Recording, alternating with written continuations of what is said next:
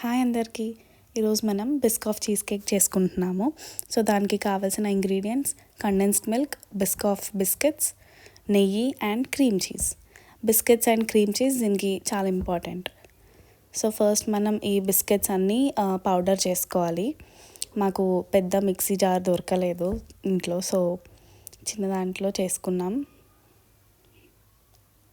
So ఈ biscuits అన్నీ fine powder అయ్యాక ఇంకొక బౌల్లోకి ట్రాన్స్ఫర్ చేసుకోవాలి.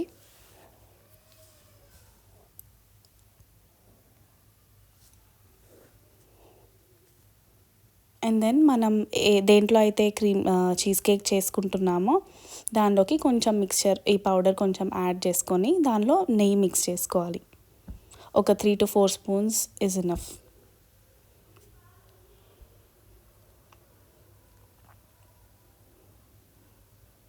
దీన్ని మంచిగా మిక్స్ చేసుకొని కొంచెం ఒక డో లాగా వచ్చే వరకు మిక్స్ చేసుకొని దానికి బేస్ సెట్ చేసుకోవాలి.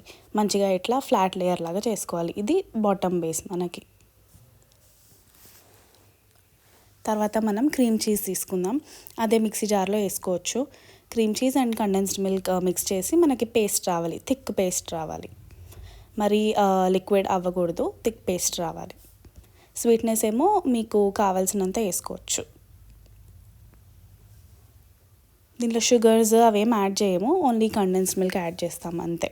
సో ఇట్లా మనకి పేస్ట్ వచ్చాక ఆ బేస్ పైన వేసుకోవచ్చు. బట్ ఇక్కడ మాకు స్వీట్ సరిపోలేదు, సో ఇంకొంచెం కండెన్స్డ్ మిల్క్ యాడ్ చేసుకుంటున్నాం. ఇంకా మనకి పేస్ట్ వచ్చాక ఆ బేస్ పైన బిస్కెట్ బేస్ ఏదైతే ఉందో దానిపైన పోర్ చేసుకోవాలి. Next last layer, final layer వచ్చేసి బిస్కాఫ్ పౌడర్ ఉంది కదా, అది అండ్ కండెన్స్డ్ మిల్క్ మిక్స్ చేసుకోవాలి. యాక్చువల్లీ బిస్కాఫ్ స్ప్రెడ్ చేసుకోవాలి, బట్ మాకు అది దొరకలేదు, సో ఇట్లా చేసుకున్నాం. ఇది పైన లేయర్, క్రీమ్ లేయర్ సెట్ అయ్యాక దాని మీద పోసుకోవాలి. సో మనకి కావాల్సిన డిజైన్ చేసుకొని దానిపైన మేము ఒక బిస్కెట్ పెట్టాము ఊరికే గార్నిష్కి. అండ్ దెన్ అయిపోయింది. మనం ఇది సెట్ చేసుకోవడానికి రెఫ్రిజిరేటర్లో పెట్టాలి ఒక 1.5 to 2 hours. సో కొంచెం అది సెట్ అయ్యాక తినేయచ్చు. So our Biscoff cheese cake is ready.